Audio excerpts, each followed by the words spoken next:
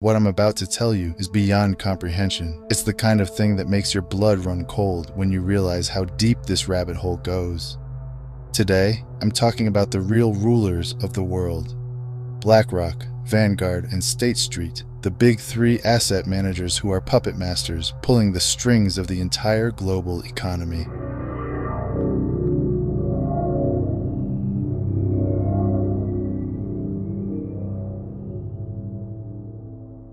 Welcome to the shadow economy. BlackRock controls $10.6 trillion in assets. You heard me right, trillions.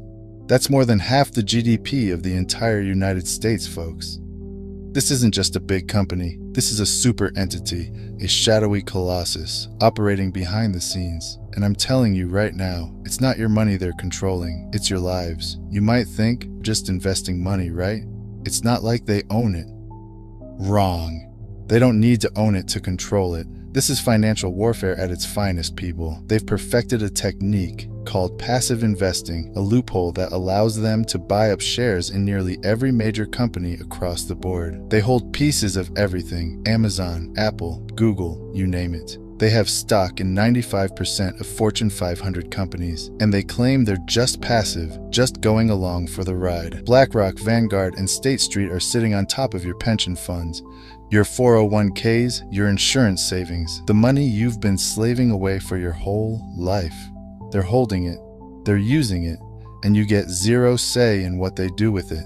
It's like a pyramid scheme, but worse, because this time, the pyramid is the entire financial system. They use these index funds and ETFs to buy small stakes in every company, which might sound harmless, but here's the kicker. When you own 5% of a company and everyone else owns fractions of a percent, you're the biggest player at the table. And guess what? The votes, they get the votes. Your retirement savings are the bargaining chips for BlackRock's power plays. This isn't investing, this is universal ownership. They don't have a stake in the game. They own the entire casino. When you look at the big picture, it's clear. We're not dealing with a financial firm. We're dealing with an empire.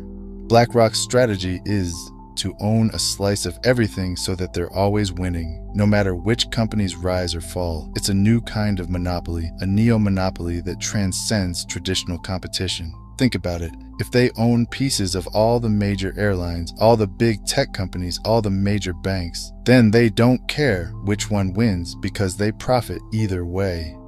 This isn't capitalism, folks. This is something far more sinister. It's like a financial octopus. Its tentacles wrapped around every sector, squeezing tighter and tighter. Why would they want control over every aspect of the economy? Because it's not about the money, folks. It's about the control. This is a move straight out of the globalist playbook. The same playbook used by the World Economic Forum. Larry Fink, the CEO of BlackRock, isn't just a finance guy. He's a globalist insider, rubbing elbows with Klaus Schwab, pushing for ESG scores, and advocating for stakeholder capitalism, which is just fancy talk for centralized control. And here's the kicker. These guys aren't accountable to anyone. They've created a closed-loop system where they own shares in each other. That's right. BlackRock's biggest investors are Vanguard and State Street, and vice versa. It's an endless money go-round, a self-reinforcing feedback loop of power and influence. It's the ultimate financial power grab, and the average American is completely clueless about it. We've established that BlackRock isn't just an asset manager.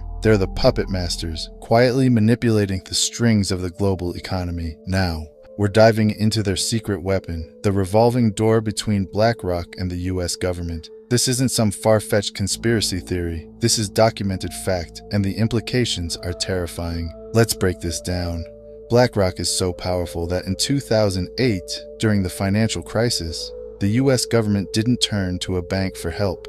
They turned to BlackRock. They were brought in to help manage the bailout of Bear Stearns and AIG. That's right.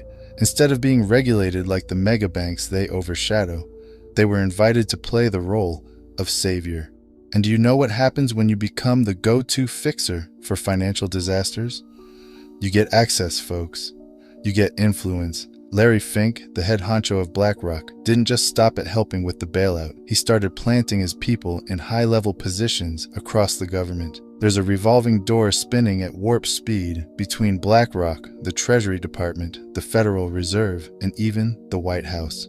Since 2004, at least 84 former government officials and central bankers have found a cushy landing at BlackRock. You think that's a coincidence? Let's talk about Larry Fink himself. He's not just the CEO of a big company, he's a globalist insider, a kingmaker. He sits on the board of the World Economic Forum, rubbing elbows with Klaus Schwab and the rest of the elites who are planning the Great Reset. You remember that, right? The Great Reset is about resetting the world's economy into a controlled system where they own everything and you own nothing. Fink tried to get himself appointed as Hillary Clinton's Treasury Secretary in 2016. He wasn't just vying for power. He was preparing to be the gatekeeper of American finance, and it gets worse. BlackRock has direct ties to the Federal Reserve, which, let's be honest, is neither federal nor a reserve. During the COVID-19 pandemic, the Fed turned to BlackRock again to help administer emergency lending programs. This means BlackRock was essentially printing money and deciding where it goes. Imagine that. The same company managing your pension fund is also deciding how much money gets pumped into the economy. This isn't free market capitalism, folks. This is financial fascism. Now, here's the part that should really get your blood boiling. In 2008, after they played a central role in managing the bailout, Congress realized that these asset managers were too big to fail. They wanted to regulate them like banks because they control more money than any bank on earth. But what did BlackRock do? They doubled their lobbying spending and ran a super targeted ad campaign in Washington, D.C., pushing back against any attempts to regulate them. And here's the kicker. BlackRock gets to self-certify their compliance with passive investment rules. That's right. They get to audit themselves. It's like giving a thief the keys to the bank and telling him to guard the vault. They submit letters every year declaring they're passive investors and don't need to be regulated like banks. It's a legal loophole, folks, and they're exploiting it to the max. It's financial anarchy, and they're the ones making the rules.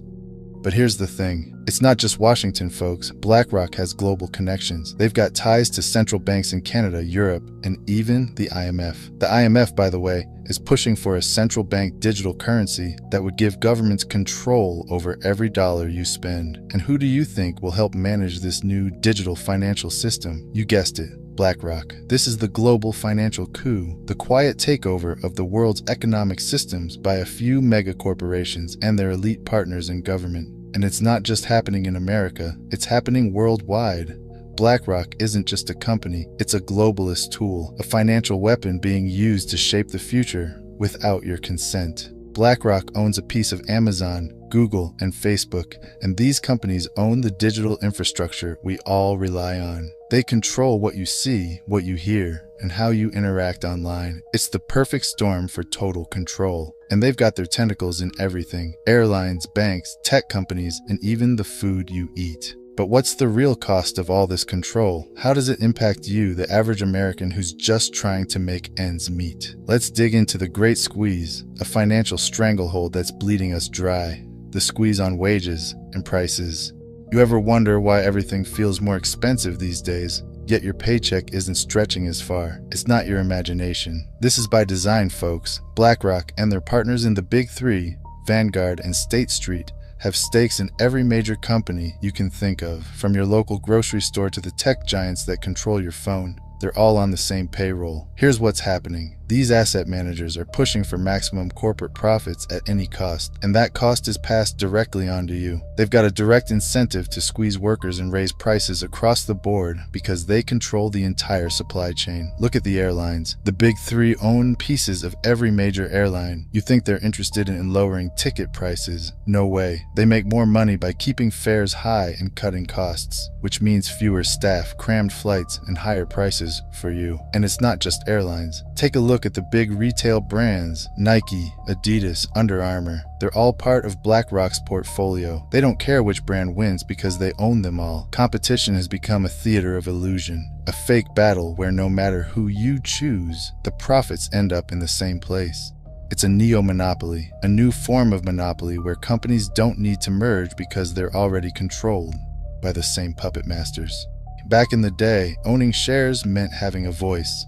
You could vote on corporate decisions, hold executives accountable, and actually have a say in the direction of a company. That's been erased, folks. Today, BlackRock and the other asset managers have consolidated that power. Your 401k, your pension fund, it's all just fuel for their voting power. And what do they vote for? More executive bonuses, more stock buybacks, and less money going into the pockets of hardworking Americans. Let's talk about stock buybacks for a second. This is where companies use their profits to buy back their own shares instead of reinvesting in the business or raising wages. It's a way to artificially inflate stock prices, making the rich even richer while regular employees get left in the dust.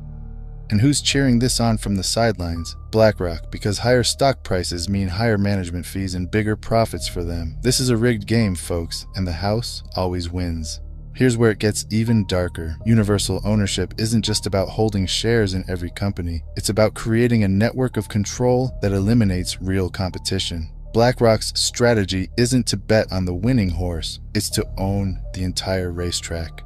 They hold major stakes in all the big players in every sector: tech, retail, banking, airlines, energy. It's a web of influence so extensive that it's nearly impossible for any outsider to compete. Think about this. If BlackRock owns significant shares in both Nike and Adidas, why would they want these companies to engage in a price war? They wouldn't. It's better for their bottom line if the companies keep prices high and split the market. This is why everything from sneakers to cereal costs more today. It's not inflation, it's price fixing at the highest levels, disguised as, quote, market trends. And now we get to the endgame, folks. This isn't just about profits. This is about control, plain and simple. BlackRock isn't just managing money, they're shaping policy, influence over the Federal Reserve, the IMF, and the World Economic Forum. Puts them in the driver's seat of the global financial system. They're pushing for things like central bank digital currencies, CBDCs, which would give the government total control over your money. You step out of line, they freeze your account. This is the financial equivalent of the Patriot Act, giving them complete surveillance over your spending. Larry Fink has been vocal about stakeholder capitalism, which sounds nice on paper, but is just a Trojan horse for centralized economic control. It's the same ideology behind the Great Reset. You will own nothing, and you will be happy. Who's going to own everything then? The asset managers, the financial elites, the very people who've been pulling the strings. You might be sitting there thinking, this sounds hopeless, what can we do? These asset managers operate in the shadows, counting on the fact that most people have no idea what's going on. It's time to shine a light on their tactics, expose their influence, and push back against this financial tyranny. We need real oversight. We need regulations that treat these asset managers like the banks they are, holding them accountable for their outsized control over our economy. We need to take back our shareholder rights, demand transparency, and start making noise before it's too late. Because if we don't, we're looking at a future where the middle class is obliterated, the economy is centrally controlled, and freedom as we know it is nothing but a distant memory.